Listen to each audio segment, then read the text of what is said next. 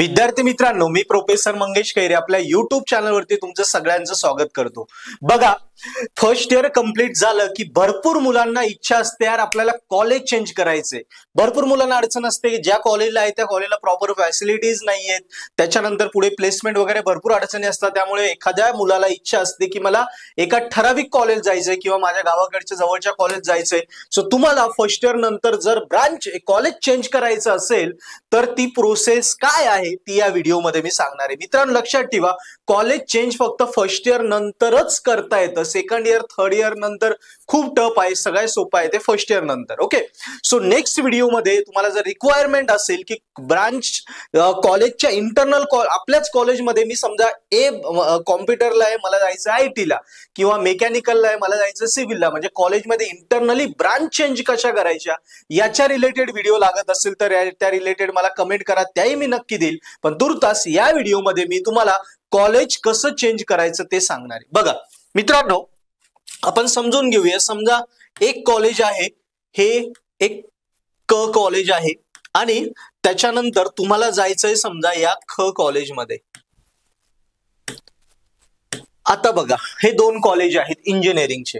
आता तुम्ही कॉलेजमध्ये तुम्हाला कॉलेजमध्ये जायचंय, फर्स्ट इयर तुमचं क्लिअर आहे। पहिली तर टर्म काय असते, तुम्ही ऑल क्लिअर पाहिजे। ऑल क्लिअर आहे का? यस, ऑल क्लिअर असेल तर आता मधून मध्ये जर जायचंय तर कॉलेजला काहीच अडचण नसते तुमचं ऍडमिशन घेण्यासाठी, कारण तुम्ही आता इकडे फर्स्ट इयर ऑल क्लिअर आहात आणि जेव्हा सेकंड इयरला इकडे येताय तो सेकंड इयर इकडे फर्स्ट इयर झालं, इकडे सेकंड इयर थर्ड इयर आणि लास्ट इयर। सो कॉलेजला 3 वर्षाची तुम्ही फी देणार आहे, म्हणजे साधारणतः ₹1,00,000 फी भरली तर तुम्ही ₹3,00,000 इथे देताय। सो कुणाला पैशांची गरज नसते, प्रत्येकाला हवं असते, त्यामुळे हे कॉलेज तुम्हाला ऑलवेज वेलकम करेल। यस, आता राहिला प्रश्न हे कधी पॉसिबल आहे, जेव्हा कॉलेज तुम्हाला LC देईल, लिव्हिंग सर्टिफिकेट देईल तरच।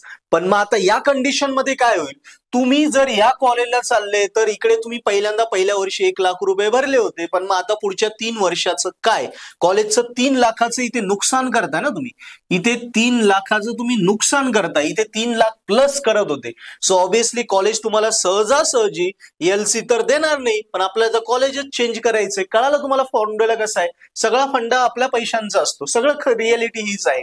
सो या कंडिशन मध्ये काय करा, तुम्हाला जर कॉलेजमधून कॉलेजमध्ये जायचंय तर कॉलेज तेव्हाच तुम्हाला LC देईल जेव्हा मधून तुमच्या रिप्लेसमेंटला मध्ये कोणी येत असेल तर। बघा, भले कुठल्याही ब्रांचला गेला, कॉलेजची फी सगळ्या ब्रांचला सेमच असते, त्यामुळे ब्रांचचं काही अडचण नाहीये।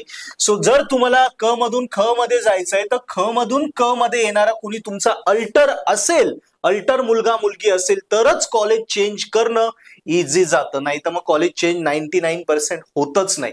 मग खूप जास्त आपला कॉन्टॅक्ट असेल, वशिला असेल तर आपण त्या हिशोबाने जाऊ शकतो। सो मित्रांनो, ही कॉलेज चेंजची ऍक्च्युअल प्रोसिजर आहे, ही रियालिटी आहे, तुम्हाला कळावी हे मला सांगायचं होतं, कारण खूप साऱ्या मुलांनी कमेंट केलेल्या होत्या, सर कॉलेज चेंज कसं करायचं, कॉलेज चेंज कसं करायचं, त्यांच्यासाठी ही व्हिडिओ आज मी देत आहे।